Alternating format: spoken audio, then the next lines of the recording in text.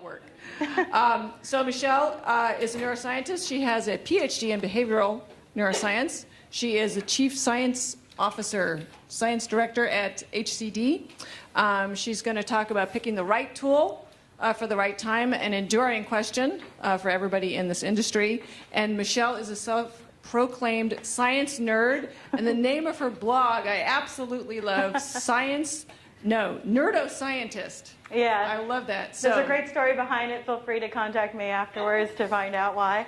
Fantastic. Okay, Michelle. Great. So I don't have a gadget to show you. It's not some sort of new technology. Because really, you can buy any of these technologies, right? You can go to these companies, you can buy them online, you can buy them off shelf. It's really about using the right tool in the right situation in the right way. So I'm going to talk a little bit about that. So, as we were talking, I have a background in behavioral neuroscience, and I've worked in CPG companies for the past 5 years. I worked at Johnson & Johnson as a technical lead for flavors and fragrances and new innovation.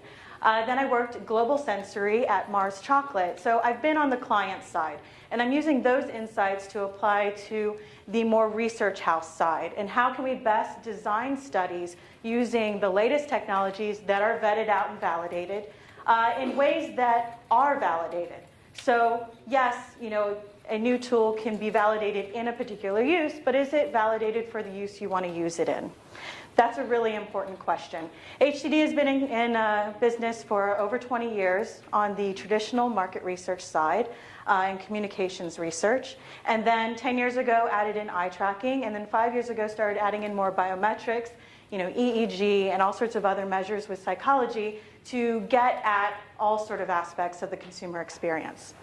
And speaking of the consumer experience, when we're talking about neuroscience, I want to take a step back and really think about what neuroscience really is. The conversation today is really centered around emotion, and emotion is a big part of neuroscience, but neuroscience isn't just about emotion. It's about the mechanisms behind behavior. And sometimes that is emotion, but sometimes it's other things too. Memory as well, psychology as well, isn't all about emotion. It's about the mechanisms behind the behaviors that your consumers are making. So to that point, when a person is interacting in the world, they're actually interacting with their senses. They're taking in the world around them through sight, sound, taste, touch, smell. All these things are how they're interpreting the world. So I come from the world of consumer products. And so it's really about sensory marketing. So thinking about what the consumer is experiencing when they walk in a store. We heard earlier someone talking about buying makeup as being that rewarding experience. Well, when they pick up that makeup, maybe it's lipstick or whatever it is, they're going to test it out on their skin, right? So there's an experience that's happening right there. Maybe they're going to rub the lotion on. Maybe they're going to pick up the bottle, look at the label, and then they're going to smell the shampoo. Does that smell match to the label? Is it a congruent experience that's going to convey the ideas of moisturizing hair care product? And that's when I bring in this idea that I call your sensory footprint. So every product has a sensory footprint. Some products are going to be more centered around sound. You can imagine your iPhone, when you click it on and off, there's a particular sound that goes along with that. That's specially designed. A smell, maybe it's an iconic smell, like a certain type of fine fragrance. Or maybe it has a particular taste. So you can definitely recognize the taste of Coke over the taste of Pepsi and vice versa. So products are experienced via our sensory systems 5-dimensionally. And that's why I actually call it a 5D experience innovation opportunity. So these 5 senses are 5 opportunities to communicate with your consumer. Could be through the sound and visuals with your advertisements. It could be through the taste and smell. It could be all sorts of things. All these are opportunities to communicate with your consumer. And these experiences, this sensory input, forms impressions in the brain.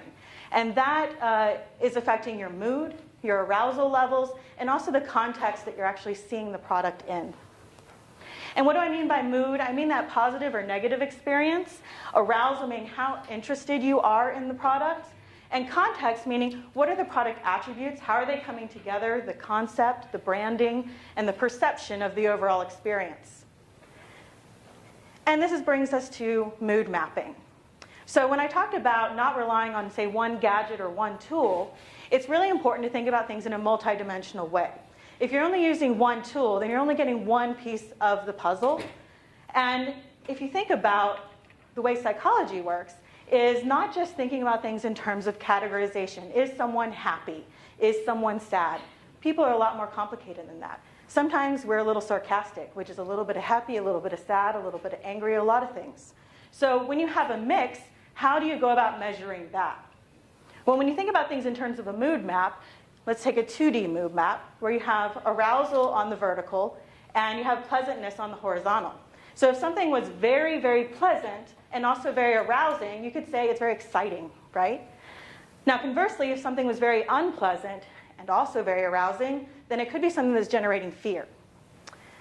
However, something that's also arousing and unpleasant is something that's making you feel angry. So we know that there's a huge difference between anger and fear. But what is that difference? Well, if you think about things three-dimensionally, right? So now we have three different measures going on. You have your arousal, your emotional valence, and an approach withdrawal. So if you're afraid of something, you're going to withdraw. If you are more angry at it, you're going to approach it. And that approach withdrawal can actually be measured through attention or heart rate. And these things are validated in the literature. So HCD has a background doing traditional research. So we have those capabilities in-house. But what we do find is a lot of our clients also have those capabilities. And so when they're approached with the idea of using neuroscience and applied consumer neuroscience and neuromarketing, whatever you want to call it, there's a lot of fear that you're trying to replace their traditional methods, right? And there's a lot of fear that your answers are going to contradict what they're doing. And so my answer to that is usually that we're not trying to contradict what you're doing, and we don't want to replace it. It's about marrying it in together and actually having an added benefit, an added actionable benefit. So we do a combination of the traditional research with your interviews, your focus groups, surveys, concept testing, and the physiological research. And this is just a couple of examples because, again, we're not focused on the gadgets. We're actually focused on having a full toolbox, keeping it up to date with the latest innovations. So it could be heart rate, skin conductance, facial EMG, facial coding, EEG, whatever it is, but also combining that with more psychological testing or some sort of contextual testing. So it could be implicit testing that was talked about earlier. It could be priming. So if you think about that fragrance of smelling that shampoo, that's priming someone to have some sort of emotional grounding before they look at the label, or the other way around, right? And these things need to marry together to build the whole story.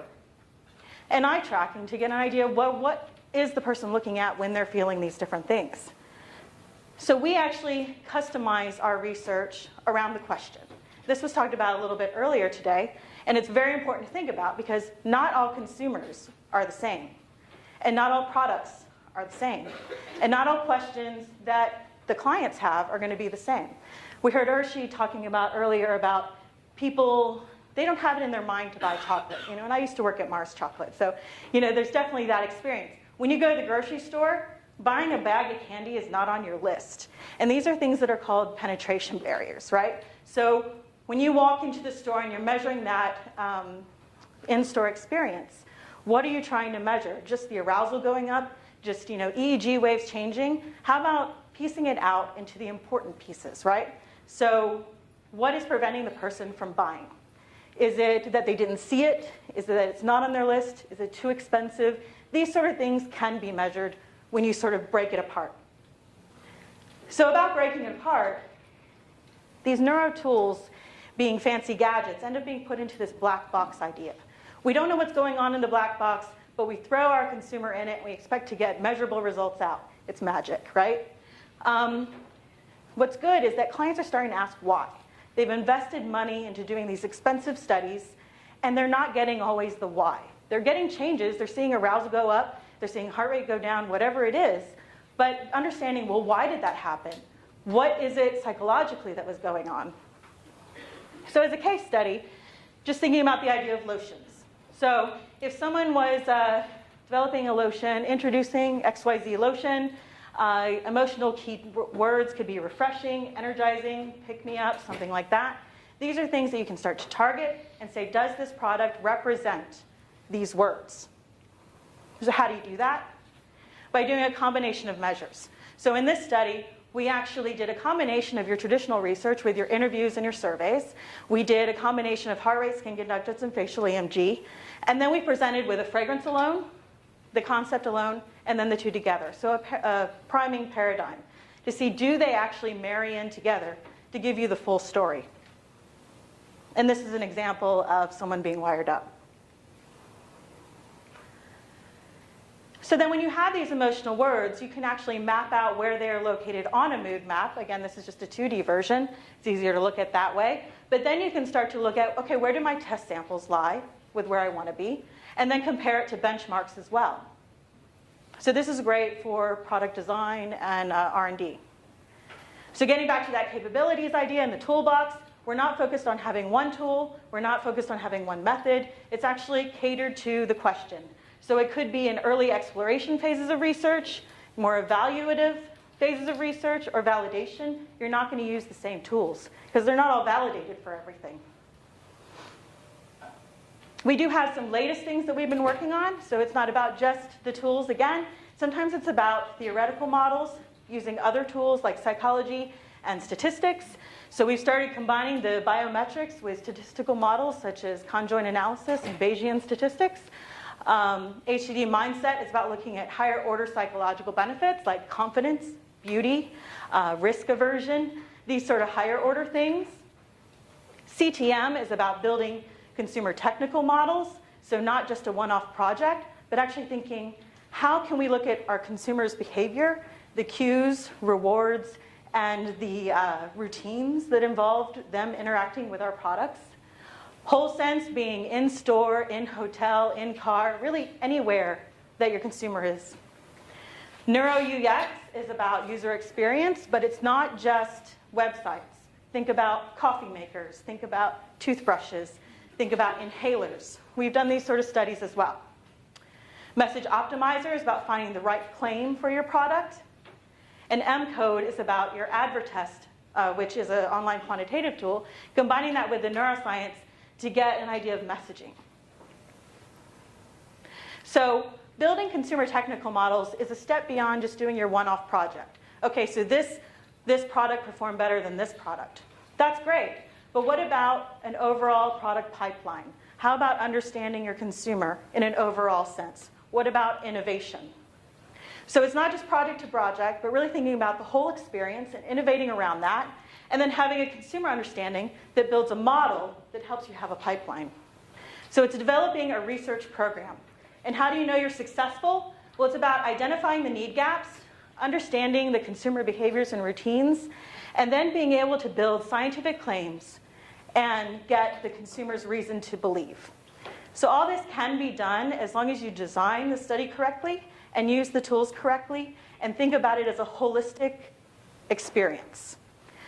So we are global, meaning that our studies can be done anywhere. It's a mobile lab. It's a lab in a bag. We can go anywhere that you can get a plane, train, or automobile. And these are some of the places that we've been. Please feel free to contact me. I'm on Twitter, HCD Neuroscience. I've been live tweeting the event. And we'll also be at Society for Neuroscience next week, where I am an official blogger of the event. So thank you. Michelle, thank you very much.